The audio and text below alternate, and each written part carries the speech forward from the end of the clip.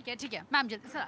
प्रीति जी, अब जो चुनाव होते हैं ना, अब वो ये जो आंकड़े शाकड़े और सब लेकर घूम रहे हैं ना, इस पर नहीं होते हैं। अब जनता देखती है मेरा नेता मेरे लिए काम क्या कर रहा है। अब जनता देखती है क्योंकि देश से बहुत प्यार बढ़ा है, मोदी जी के आने के बाद ही बढ़ा है, लेकिन बढ़ा है। अब जनता ये देखती है कि प्रधानमंत्री ने देश को कितना मजबूत किया, कितना हम इतने जो हमारे हथियार खरीदे गए, किस तरह से हमें सशक्त किया गया। भारत को भी तो सुदृढ़ रखना है ना, सुरक्षा के प्रति भी तो हमें जिम्मेदारी निभानी है। कांग्रेस वाले भाई मेरे सिर्फ एक चीज़ देख रही हैं, आप बस गूगल सर्च करे जा रहे हैं। गूगल सर्च करने से चुनाव नहीं जीते जाते अमर भाई, चुनाव जीते जाते हैं जमीन पर काम करने से। जनता के दिलों को हैक करना पड़ता है। ना चुनावों में ईवीएम हैक होती, ना चुनावों में और कोई ये बंडलबाजी होती। आपको सिर्फ बीजेपी को गाली बकने के अलावा और कोई काम ही नहीं है, प्रधानमंत्री मोदी जी को गाली बकने के अलावा कोई काम नहीं है। इससे अच्छा तो आप जनता को अगर ये बताते हैं भाई मोदी जी ये दे रहे हैं हम ये देंगे, भाई फलानी पार्टी ये कर रही है हम ये करेंगे, तो शायद इक्का दुक्का सीट आपकी बढ़ जाती। पर अभी तो आपका बोरिया बिस्तर सब जगह से पैक ही रहना है। ठीक है सर, जल्दी जल्दी जवाब दीजिए। कह रहे हैं आप बताते ना जनता को कि भारतीय जनता पार्टी ये कर रही है हम ये करेंगे, लेकिन आप लोग हैं कहाँ? कांग्रेस पार्टी क्या कर रही है? मेहनत कर भी रही है क्या जमीन पर? फिर कहते हैं कि बीजेपी तो इलेक्शन कमीशन की वजह से जीत गई। अगर कांग्रेस पार्टी नहीं है, इतने के बावजूद भी अगर 99 सांसद जीत करके आया है, तो इसका मतलब है कि हमारा नींव है बचा हुआ। तो फिर वो 99 कैसे जीत जाते हैं?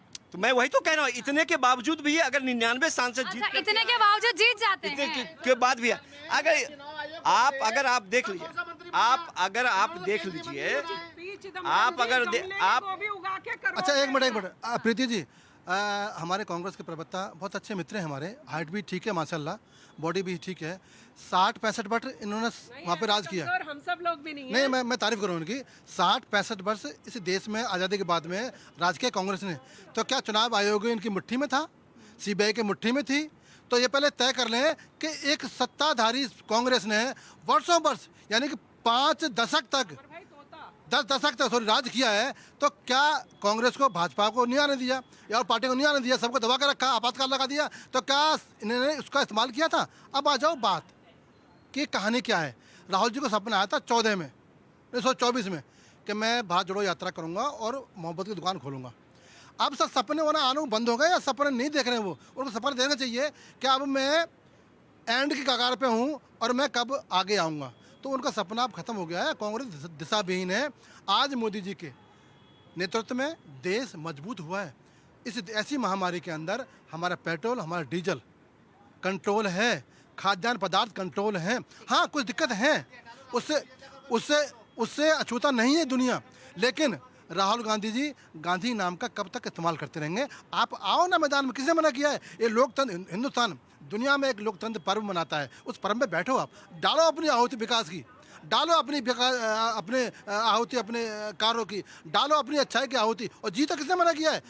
इस देश की जनता तय करने वाली है कि कौन व्यक्ति हमारा हितैषी है और कौन व्यक्ति विदेश में जाकर अपने छुट्टी मनाता है। मैम एक सवाल है कि अभी रिसेंट वाला केस है, विश्वकर्मा जी पर एक आरोप लगाया पवन खेड़ा जी ने, तो उन्होंने आरोप लगाया कि विश्वकर्मा जी की पत्नी के 3 पासपोर्ट हैं, ये है वो है, दिस है दैट है। लेकिन जब एफआईआर हुआ तो वो भाग खड़े हुए तेलंगाना, वो यहाँ से भाग खड़े हुए और वहां से जाके वीडियो बना रहे हैं। अगर नहीं वो सुनेंगे थोड़ी, ये उनके काम का नहीं है। तो वो पवन खेड़ा जी यहाँ से भाग खड़े हुए, तो एलिगेशन लगाना, टूल किट लाना, टूल किट को जमीन पे उस तरह से मतलब पुश आउट करना और इस तरह से भ्रम फैलाना, ये कांग्रेस की सदा की नीति रही है। तो कांग्रेस वालों से ये पूछता हूँ कि ये सारी चीजें बंद करें, आप ग्राउंड पे उतरिए, जनता के साथ उतरिए, जनता के साथ काम कीजिए और ये टूल किट वाली कहानी अब बंद कीजिए। क्योंकि पहले सोशल मीडिया नहीं था, पहले इतना अवेयरनेस नहीं था, अब अवेयरनेस है। राहुल गांधी क्या कर रहे हैं, वो किसको क्या मैसेज दे रहे हैं। आपने 3 पासपोर्ट दिखा दिए, तो आपको क्या लगता है कि वो चेक नहीं हो सकता है? आज की डेट में 1 घंटे में चेक हो जाएगा। तो ये सारी चीज़ें बंद कीजिए और आप जनता के साथ, जनता से मिल के, अगर आपको सही में विकास करवाना है तो उनके साथ मिल के, उनके आंदोलन में, उनके विकास के लिए काम कीजिए, तो आपको वोट मिलेगा। सर आ रही हूँ, वो कह रहे हैं कि आप जनता के बीच जाइए ना, आप ऐसे एलिगेशंस लगाने से नहीं होगा, उनके मुद्दे तो उठाइए आप लोग। तो जनता के मुद्दा नहीं उठा रहे हैं क्या? ये सही है। आप देखिए, क्योंकि ये जो मजदूर आदमी था यहाँ मजदूर के साथ खड़ा नहीं हुआ क्या?